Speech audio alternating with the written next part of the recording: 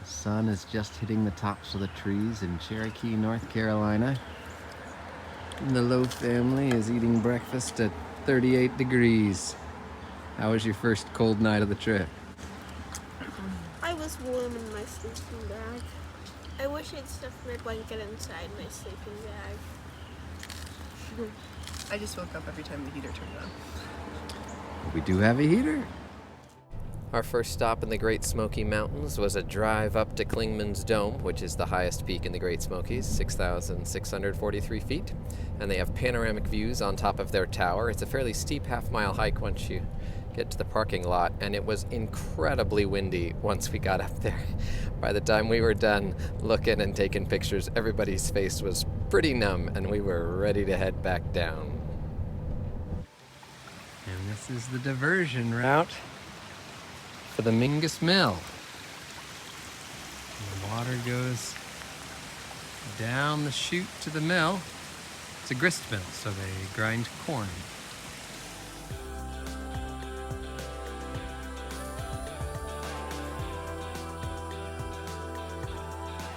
On our way to Mammoth. And right about lunch, we reached the Manhattan Project National Historical Park, which used to be a top secret facility. Now we get to go inside. Turns out the entire city of Oak Ridge was a secret city. It was built to refine uranium for the Manhattan Project.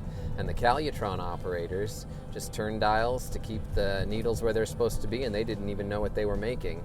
And our kids got to do the Junior Ranger program, tour the guardhouse exhibits, etc. And they had, I kid you not, another 6-foot slide rule.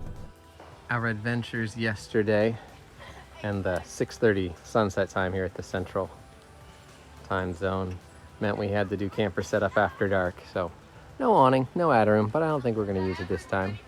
We are gearing up this morning for a self-guided tour of Mammoth Cave because apparently I didn't make any reservations for tours and all the big tours were sold out.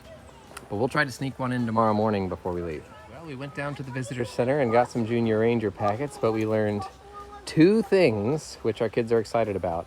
The first is that the River Styx tour has been opened for today, an extra one that had tickets, and that's the longest tour that you get to see the underground river, which Titus was excited about, so we grabbed it. And the second, Joey found out that an hour away from here is the birthplace of Lincoln, which wouldn't be a big deal except that its Junior Ranger program has a metal badge and he really wants it. So, came back to camp, we're making dinner for lunch, we packed our lunches that we'll eat for dinner, and we're gonna try to go on this tour.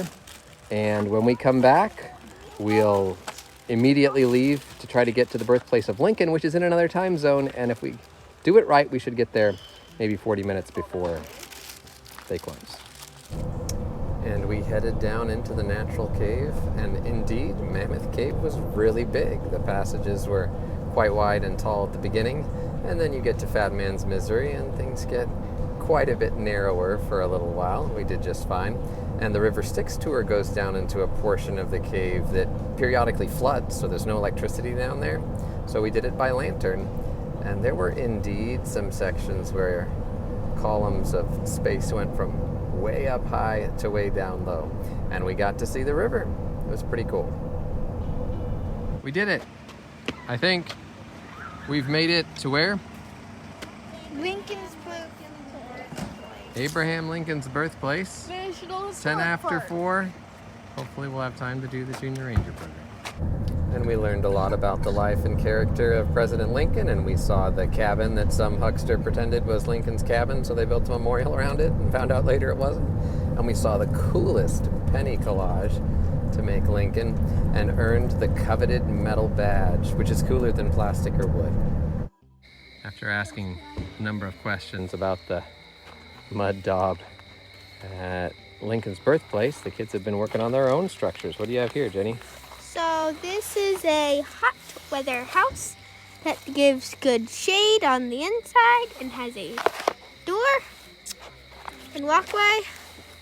It has a roof of oak leaves, I think, and is made of the mud daubs that pioneers used to make their houses, I think. How fun. It's a lookout type thing. I'm not quite done. It has walk for one, well. Then there's this bark well. And on this stall, I thatched. Thatched over here. And then this is you can go inside through there. And I'm still working on the ladder up. I'm going to put a piece of bark in behind that. So that's the ladder and it's... I'm making a redoubt/home. Out of?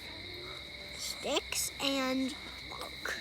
I'm mass producing it. Mass producing. Very nice.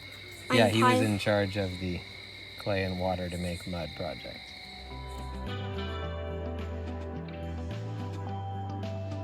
This is Nashville, Tennessee replica of the Parthenon. Titus, why are we at the Parthenon? What's cool about this building? This is a replica of the Parthenon ancient Greece. It uses quite a few optical illusions in it and has no straight lines. It's considered the perfect example of Doric architecture. And Titus loves Greek architecture, and Percy Jackson, which was filmed a little bit here. They have a recreation of Athena, which is apparently the colors they originally used. Some enormous bronze doors that we found out weighed 7.5 tons, but were apparently really well balanced. Joey, that door is absolutely enormous. Can you move it? He can move it. Maybe don't close that.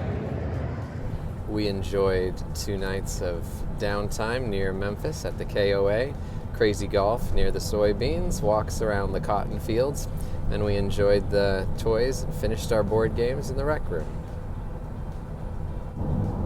Our travel stop on the way through Arkansas was Little Rock, where we got to learn about the Little Rock Nine, who were the 9 brave students who were part of the desegregation of Central High School, which took the efforts of the 101st Airborne, among many others. And it was amazing to see photographs that you're so familiar with, and then the locations themselves. All right, we're here shortly before 8 a.m. The Crater of Diamonds Visitor Center. What are we in line to do here, Joey? Say that again. Mine for diamonds. Mine for diamonds. Are we gonna find any? No, But we unless might we're find- really, really lucky. We might find some pretty things to take home anyway.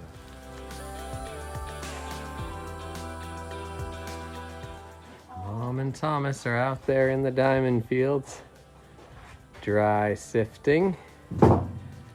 What are you guys doing? Trying to website. No luck. How about you, Joey? Accepting, so I lost my stones. Oh, pretty. Anything good in that one? Am I big to choose One rock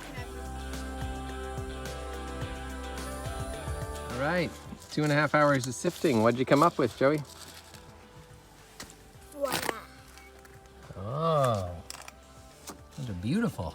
Mostly because a man had a big dump out pile. Oh, and you went through his cast-offs. Do you know what kind of rocks these are? And this one is surprisingly, it's a jasper. Oh, This one's more jasper. Jasper. And that was the end of our adventures in Arkansas, which incidentally is a great state for relationships. You can go from friendship to Dayton to Marion in under 7 hours.